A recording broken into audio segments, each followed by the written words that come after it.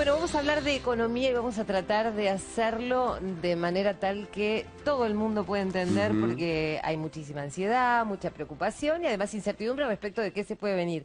Por eso estamos con Hernán Lechter. Hola Hernán, ¿cómo estás? Un placer estar acá. Él es economista igualmente para nosotros. Bueno, ha habido declaraciones de Alberto Fernández, el presidente electo, diciendo que el 10 de diciembre no va a ser un día mágico, como que las cosas lógicamente no van a cambiar de un día para otro.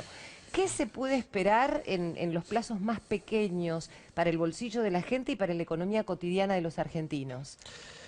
A ver, de acá a fin de año, lamentablemente, lo que uno está viendo es que hay una especie de campo minado, digamos. Hay un montón de ámbitos donde el próximo gobierno tendrá que resolver algunas cosas, digamos, vencen, si se quiere, durante este mandato del actual gobierno y que nos afectan al conjunto de los argentinos. En este último tiempo hubo aumento en general de los productos de la canasta, pensando, por ejemplo, que posiblemente el acuerdo de precios y salarios le impida en el futuro un aumento de esos precios. Entonces hay una especie de anticipo de aumentos. Bueno, en la provincia de Buenos Aires el anuncio del aumento de la luz, tenés aumentos en los colegios, tenés aumentos en las prepagas, digamos.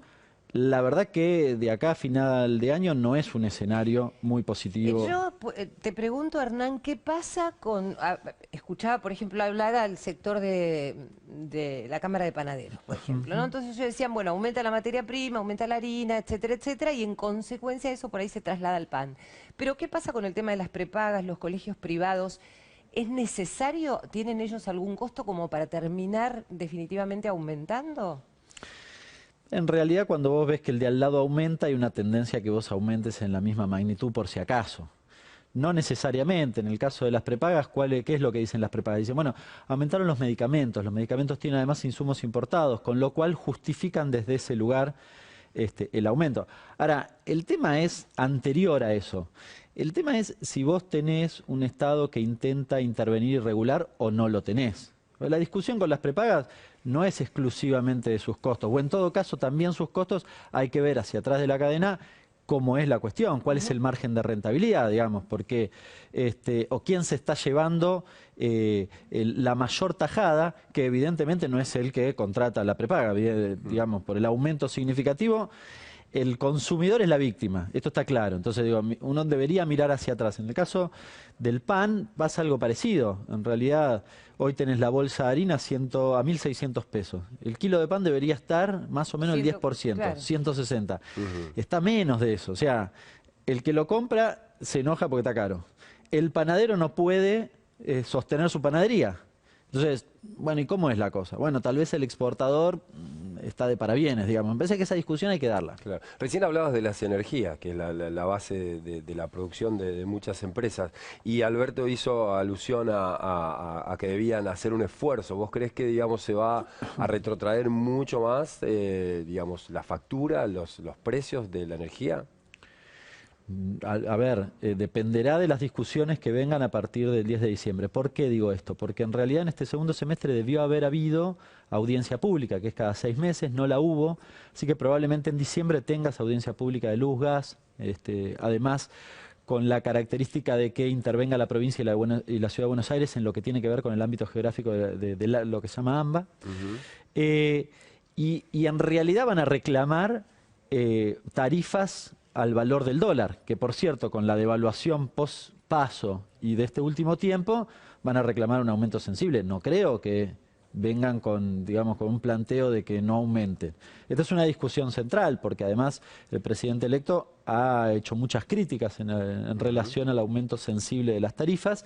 Y por cierto, el aumento sensible de las tarifas nos impacta a todos de distintas formas. A nosotros, cuando pagamos por nuestra casa, nuestro departamento. A las pequeñas empresas cuando tienen que, porque además tienen que sostener. Al panadero, que decía recién, también le complica el aumento de las tarifas. Hernán, en las últimas horas salieron declaraciones de la ex titular del Banco Central que hablaba de la posibilidad, sugirió, de desdolarizar la economía. Por otro lado, un economista como Santangelo decía que esto es poco probable y es complicado porque hay que ver la cartera de aquellas personas que ahorran en dólares. Cuando se habla de desdolarizar, ¿de qué parte de la economía estamos hablando? ¿De todo o de algún sector, como decías vos, por ejemplo, las tarifas?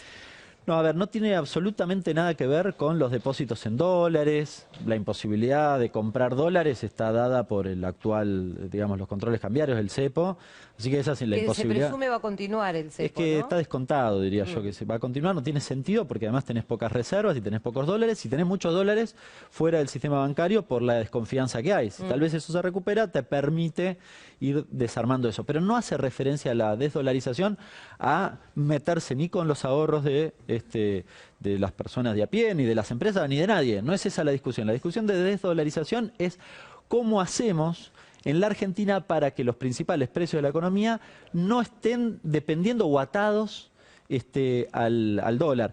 Y que por lo tanto, si mañana tenés una devaluación, se te escapen. ¿Pasa en el resto de los países de Latinoamérica? ¿O en realidad pasa solo en la Argentina eso y no pasa en el resto de los países? ¿Y qué pasa, por ejemplo, de con el mercado Latinoamérica? inmobiliario? Es una preocupación constante porque hay mucha gente joven que a veces no tiene acceso a su primera vivienda. Entonces, uno tiene un salario en pesos, sin embargo, cuando tiene que comprar una vivienda cada vez está más lejos de esta situación. Y la verdad que es bastante complicado.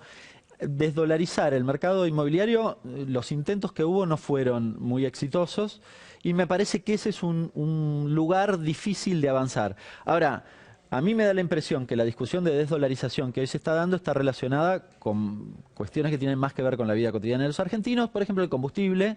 Digamos, mañana aumenta el precio del petróleo a nivel internacional y a nosotros nos afecta. Las tarifas. Las tarifas. O el trigo. Hoy tenés el pan que pones en tu mesa, tiene el precio de la bolsa de Chicago. Esto es un despropósito en un país que produce trigo, ¿no? Entonces, hay mecanismos, y después se puede discutir cuál es la política. Ahora, yo comparto que en esos aspectos, al menos en esos tres, es importante desdolarizar. Digamos, que cada vez que haya una devaluación, vos no tengas que preocuparte por eso, porque si no estamos todos mirando el dólar todo el día, todo el tiempo, como ha sucedido en este último tiempo. Gracias, Hernán. Un placer.